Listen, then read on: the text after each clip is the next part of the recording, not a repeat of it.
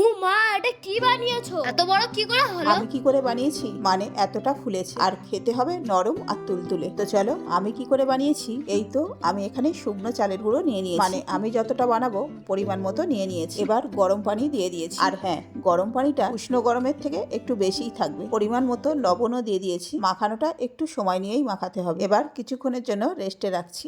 এবার পিঠেগুলো দুধে ভেজানোর জন্য আমি এখানে 1.5 কেজির মতো দুধ নিয়ে নিয়েছি, কতগুলো এলাচও দিয়ে দিয়েছি। এবার দুধটা ফুটিয়ে নিয়েছি। এবার আলাদা করে গুড়টা ফুটিয়ে নেব। তার জন্য গুড়টা বাটিতে তুলে নিচ্ছি, মানে আমার যেটুকু লাগবে সেই মতো তুলে নিয়েছি। তো এখানে দুধ আর গুড় আলাদা করেই জাল দিয়ে নিয়েছি। আর এই তো পিঠে করার জন্য একদম রেডি। অলরেডি কড়াতেও দিয়ে দিয়েছি। আমি কিন্তু এটা প্রথম দিয়েছি, আমি তো ভাবছিলাম হবে তো ফাইনালি পিঠেটা কিন্তু দারুণ হয়েছে। আর দুধের মধ্যে ভিজিয়েও দিয়েছি। আর এখানে আমি লোহার কড়াইয়ে করছি। তো দেখো পিঠেগুলো কত সুন্দর হয়েছে, যাই বলো মাশাআল্লাহ অনেক সুন্দর হয়েছে। তো আমি এখানে অল্প করেই করেছি। এবার গুড়টা দিয়ে দিচ্ছি। তার আগে কিন্তু আমি কোনো মিষ্টি দিইনি।